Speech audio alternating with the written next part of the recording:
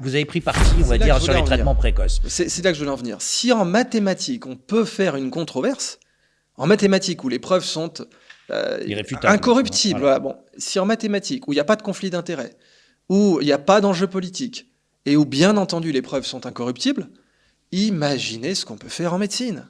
Imaginez ce qu'on peut faire en médecine. C'est ce que je dis toujours aux jeunes étudiants en médecine, qui sont là, qui répètent béatement leurs cours. Il faut une evidence-based medicine. Oui, bien sûr. Mais comme disait Gandhi, par exemple, quand on lui avait demandé que pensez-vous de la civilisation britannique, il avait répondu ce serait une bonne idée. Eh bien, l'evidence-based medicine, ce serait une bonne idée. Malheureusement, dans une médecine basée sur les preuves, quiconque contrôle les preuves contrôle la médecine. Et contrôler les preuves, c'est facile. Et les gens ne mesurent pas à quel point c'est facile de contrôler les preuves. Notamment quand les journaux sont cartélisés, par exemple. Quand on a, avec une loi de Pareto, 20% des journaux qui contrôlent 80% des publications. Et c'est même, en fait, pire que ça aujourd'hui. La cartélisation du monde éditorial de la recherche est bien pire qu'un rapport de Pareto de 20 à 80%. Donc quand on contrôle quelques journaux, on peut contrôler l'information. On peut faire en sorte que telle ou telle preuve soit dissuadée, qu'une personne qui voudrait publier une preuve sur l'efficacité clinique de l'ivermectine soit dissuadée. Et on l'a vu aujourd'hui. On a vu, des médecins ont témoigné, des chercheurs ont témoigné. Ils ont dit « Nous avons été activement dissuadés de soumettre telle ou telle preuve ». Donc on voit une asymétrie aujourd'hui qui est bien entendu corrélée à des conflits d'intérêts, what else ? Mais cette asymétrie, eh bien, elle vous permet d'avoir un certain contrôle sur la narrative. Je me rappelle notamment du cas avec CNN, où CNN, donc, qui appartient à Warner. Je veux dire, bon, c'est pas à, comme dirait Pierre-Yves Rougeron, c'est pas à Sam le Pirate ou à Bugs Bunny de me dire ce qu'est une fake news. Mais CNN, qui appartient au Warner Group, effectivement, vous dit l'ivermectine est un vermifuge pour chevaux. Et ça, c'est magnifique. Si les gens n'ont pas été formés au fait que la vérité est dans la totalité. Et ça, c'est le travail du journaliste. Le journaliste doit respecter le contradictoire et doit se rappeler que la vérité est dans la totalité. Il est tout à fait factuellement vrai qu'il est prescrit de l'ivermectine comme vermifuge pour les chevaux en médecine vétérinaire. Oui, c'est factuellement vrai. Mais un morceau de vérité n'est pas une vérité, pas plus qu'un morceau d'humain est un humain, pas plus qu'un morceau de bœuf est un bœuf. L'ivermectine est avant tout une molécule qui a été découverte par un prix Nobel de physiologie aux médecines, qui a une quinzaine d'indications cliniques minimum et qui, bien entendu, était indiquée chez l'homme avant d'être indiquée en médecine vétérinaire. Et quand on vous dit comme ça qu'elle n'est juste qu'un vermifuge pour les chevaux, eh bien on recadre la vérité d'une façon malhonnête. C'est une information incomplète. Oui, et du coup c'est un mensonge. C'est déloyal. Alors c'est un mensonge aggravé, c'est pire que déloyal, c'est un mensonge aggravé. Et on le sait depuis Lord Tennyson. Lord Tennyson disait « Le pire des mensonges, c'est la demi-vérité ». Le pire des mensonges, c'est la demi-vérité. Donc c'est un mensonge aggravé. Quand on prend un morceau de vérité, qu'on le recadre et qu'on lui enlève toutes ses proportions par ailleurs, on constitue le pire des mensonges possibles. Sur un autre chapitre, parlons un peu de la liberté d'expression en sciences. Ce matin, il y a eu, on va dire, sur les chaînes de télévision, une annonce du président Macron qu'il allait créer un observatoire contre le complotisme pour essayer de contrôler, on va dire, les fake news. Pour vous, c'est une bonne idée?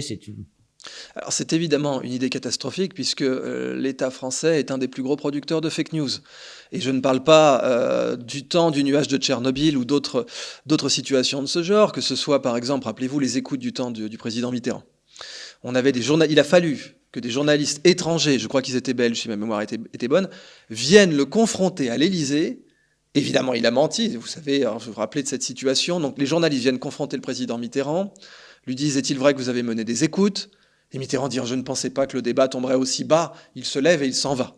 Qu'il a fallu que des journalistes belges viennent rappeler aux Français comment on fait du journalisme pour aller contredire la version officielle du pouvoir. Ce n'est pas possible qu'une organisation dont on sait qu'elle va parfois mentir ou publier de fausses informations, à savoir l'État français, s'offre le droit de vérifier ce qu'elle dit. Je veux dire, aux États-Unis, on a Snowden, on l'aurait accusé de fake news du coup. Si c'était l'État américain qui déterminait ce qu'était une vraie ou une fausse nouvelle, eh bien Snowden, il aurait immédiatement dit « Mais Snowden est un espion russe ». On n'a jamais espionné qui que ce soit, c'est pas vrai, la NSA n'a jamais espionné qui que ce soit. On ne peut pas confier l'enquête sur les fake news à quelqu'un d'autre que le citoyen français. Il faut un journalisme citoyen. Le pouvoir médiatique est un des pouvoirs les plus fondamentaux. Et encore une fois, c'est pour ça que Malcolm X disait « c'est le pouvoir le plus puissant ». Je pense qu'on a pouvoir monétaire et pouvoir médiatique, on oublie de nous, parce qu'au XVIIIe siècle, évidemment, du temps de Montesquieu et de Voltaire, on ne se rendait pas forcément compte de l'importance du pouvoir médiatique et du pouvoir monétaire. Mais en plus de l'exécutif, du législatif et du judiciaire, on a le médiatique et le monétaire. Eh bien, le pouvoir médiatique et bien sûr le pouvoir monétaire doit revenir au peuple. Et donc, la seule entité qui est rigoureuse et qui est légitime pour vérifier les fake news, c'est le citoyen. Il n'y en a pas d'autre. C'est la raison pour laquelle je soutiens François. D'abord parce que voilà, d'une part, les questions de harcèlement aujourd'hui, certes, m'intéressent, mais en même temps, j'y suis complètement immunisé. Et d'autre part, je sais qu'il faut un journalisme citoyen, que des médias comme François ne doivent pas être l'exception, ils doivent être la règle. Il faut qu'un maximum de citoyens vérifient, recoupent, échangent les informations, les discutent et les contredisent. La seule entité qui a le droit de déterminer ce qui est une fake news ou pas, c'est le peuple. Il n'y en a pas d'autre. Donc aujourd'hui, il faut nuancer. Les technologies aujourd'hui à RNM sont très prometteuses, notamment contre le cancer. Elles avaient plein d'autres prescriptions possibles. À commencer par pouvoir éventuellement, effectivement, redonner la vue à quelqu'un, voire même, demain, peut-être un jour, refaire marcher un tétraplégique. Il y avait plein d'applications possibles sur les technologies à RNM. Mais déjà, le fait qu'elles soient cartélisées, que très peu d'entreprises aient un contrôle total sur cette technologie, ça c'est mauvais. C'est quelque chose, c'est exactement comme pour les OGM en fait. Les OGM en soi sont pas mauvais, mais le fait qu'on ait 2-3 entreprises qui contrôlent 95% des semences mondiales, c'est catastrophique, géopolitiquement. Position dominante. Absolument. Cartélisation, trust. On a la même chose aujourd'hui sur les technologies. Mais le rôle des régulateurs devrait être justement d'encadrer ce genre de pratiques. Absolument. Et essayer de les réguler. On voit bien qu'aujourd'hui, les régulateurs font pas leur travail, puisque j'ai pas vu de plainte antitrust contre Pfizer, j'en ai pas vu contre Moderna non plus. Donc aujourd'hui, l'immense majorité des scientifiques, enfin pas des scientifiques, des politiques, ne veut pas admettre qu'elle s'est faite berner, Regardez en Israël, par exemple. Il y a beaucoup d'élus en Israël à la Knesset qui sont contre la 3e dose, qui disent c'est pas pour ça qu'on a signé. En plus, on voit des myocardites, en plus, on voit des morts. Et donc, nous, on n'a pas signé pour ça. Vous nous avez vendu un vaccin qui était soi-disant fiable à 92-95%. Il s'avère que c'est absolument faux. Et il s'avère que, de toute évidence, et on a les preuves aujourd'hui scientifiques, que vous avez sous-joué sa cardiotoxicité. Autant, et c'est là qu'on reparle du 2 poids 2 mesures, autant l'hydroxychloroquine, soi-disant, était cardiotoxique au plus haut niveau. Et donc, bien qu'elle ait été prescrite à plus d'1 milliard de personnes, elle allait tuer des gens en masse. De l'autre, on voit bien qu'il y a une cardiotoxicité réelle, actée. Je vous renvoie à Lord Zion aux États-Unis dans le cas du vaccin AstraZeneca, et on l'avait aussi donc pour cette journaliste de la BBC qui est morte des suites d'une myocardite fulgurante.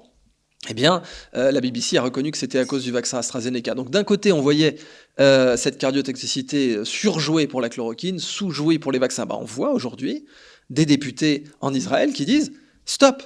Stop, nous on était pour, on pensait bien évidemment que la vaccination avait un avenir pour un virus qui mute autant que le SARS-CoV-2, très bien, c'était votre opinion en âme et conscience et je le respecte, mais à l'aune des nouveaux faits, nous sommes obligés de reconnaître que nous avons eu tort. Effectivement, la majorité des gens n'est pas prête à accepter quand elle s'est faite berner, arnaquer. Et donc on va avoir des gens dans les pyramides de Ponzi qui vont continuer psychologiquement à investir dans une pyramide de Ponzi alors qu'on leur a dit. Et c'est un phénomène psychologique sur lequel les bons marketeurs savent jouer. Mais c'est Charles de Gaulle qui l'avait dit, la Cour de cassation en France, la Cour suprême, c'est le peuple. Donc il faut davantage de journalisme citoyen, oui, il en faut, qui vérifie les faits, qui obtiennent le consensus. Quand on nous parle de consensus, c'est bien très bien. Ayons un journalisme citoyen qui va chercher le consensus sur certains faits. Après, moi, j'aurais aucun problème à ce qu'il y ait des amnesties. Je veux simplement qu'il y ait des instructions, des procès, et des condamnations s'il s'avère que les personnes sont coupables. Donc aujourd'hui, quand vous vous présentez ici, vous êtes un citoyen expert, quelque part. C'est ce qu'il donc faut. Vous voulez reconnaître l'expertise aux citoyens. Absolument. Et pas forcément au corps intermédiaire. Et c'est pas seulement l'expertise que je reconnais aux citoyens, c'est le pouvoir. En démocratie, le citoyen a le pouvoir. Et en démocratie représentative, comme en France, eh bien le pouvoir médiatique est total, puisque c'est lui qui peut faire ou défaire un candidat. On sait qu'un candidat qui passe le plus à la télévision sera élu. On le sait. D'ailleurs, il n'y a pas un moment où cette règle a connu une dérogation dans l'histoire de la Ve République. Le candidat ou la candidate qui passe le plus à la télévision sera élu en France. C'est aussi simple que ça. Et on le voit avec Emmanuel Macron qui a été vendu comme un paquet de lessive en faisant un maximum de couverture de journaux dans tous les sens. Le pouvoir médiatique est stratégique. Il est trop important pour être laissé à une presse milliardaire. On ne peut pas laisser un journal milliardaire faire l'opinion. C'est à la presse populaire, citoyenne, que l'opinion doit appartenir.